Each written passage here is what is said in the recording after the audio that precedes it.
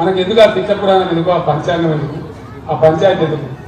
చదువుకున్నాడు, విద్యావంతుడు, అడ్వకేటు, వినోద్ లాంటి వ్యక్తి గెలిస్తే మన హక్కుల కోసం కొట్లాడతారు, మన గోదావరి కాపాడతారు, మన నిధుల కోసం కొట్లాడతారు.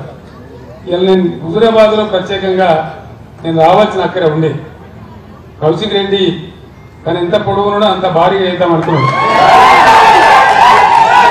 నేను 50,000 మంత్రం చేస్తా రాత్రి కూడా, సాయంత్రం టైం మాకు కూడా ఉపరం ఎక్కున్నదని అడిగితే నేను ప్రోగ్రాం ఒప్పుకున్నా. కానీ ఆ బస్సు యాత్ర మీద వస్తున్న జనము ఆ కథ చూసి ఇద్దరు బదులుకొని ఆయన నా మీద ఒక ప్లేట్ ఇచ్చి 48 గంటలు నిషేధం ఉన్నది. నేను మంచి మాట అబ్బాయి కాంతి దేవుడు ఉన్నాడు అంతే కదా, పొట్టునెత్తి పొడుగోడు పెడితే పొడుగోడు నెత్తి కోసమ కొట్టింది. ప్రజలు ఉంటారు, న్యాయం చెప్తారేం బాధ లేదు అని సపరేట్గా 48 గంటలు నేను మూసుకున్నాను. దానిలో హుజూరాబాద్ ఎగిరిపోయింది. దానికి నేను నా మీద బాగా సాగిస్తాడు.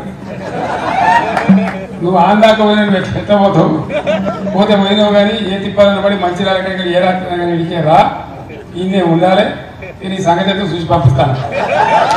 మిమ్మల్ని అందరినీ జమ చేసి దాని ఉద్దేశం ఏంది, గుట్టకొచ్చిన కోస పెట్టబెట్టకపోతుందా? నేను ఒక 200 మందిని బొట్టు పెట్టించింది. రాత్రి పడుకోవడానికి గంట పట్టింది నాకు. బాగా తప్పు కాదు కదా, పక్కలు మంగళారతి పట్టుకొని నూనె ఆ నూనె కుంకుమ పెడతారు అడగాలంటే ఒకసారి పోదు. ఇక బాధ నేను పడే బాధ మీకు తెలియదు, కథలు ఉంటుంది. అదే అయింది. ఫోటోలు దిగాలన్నాడు, ఒక దమ్ము నూకులు నొక్కితే నేను 3 మాట పడవ నిలబడ్డాను అంతే కదా. అయితే నేను ఒక మాట చెప్తున్నా, ఆయన తప్పు లేదు, నేను మీకు ప్రామిస్ చేస్తా ఉన్నా, ఒక రోజు 24 గంటలు ఈయనే ఉండేటట్టు నేను హుజూరాబాద్కి వస్తాను. 1000 కాదు 4000 ఫోటోలు అంటే దిగుదాం. దయచేసి ఇప్పుడు మాత్రం నన్ను ఆపదు, పంపించాలి. ఎందుకంటే జగిత్యాలలో పట్టుకుని తచ్చారు. నువ్వు ఆనాడ సాడు దించులాడుతున్నావు కానీ మీరు జగిత్యాల టైం రాకపోతే ఎట్లా అని వాళ్ళు పెద్ద మీటింగ్ సమయం ఉన్నారు కాబట్టి అది పోవాలి, నేను చేరాలి.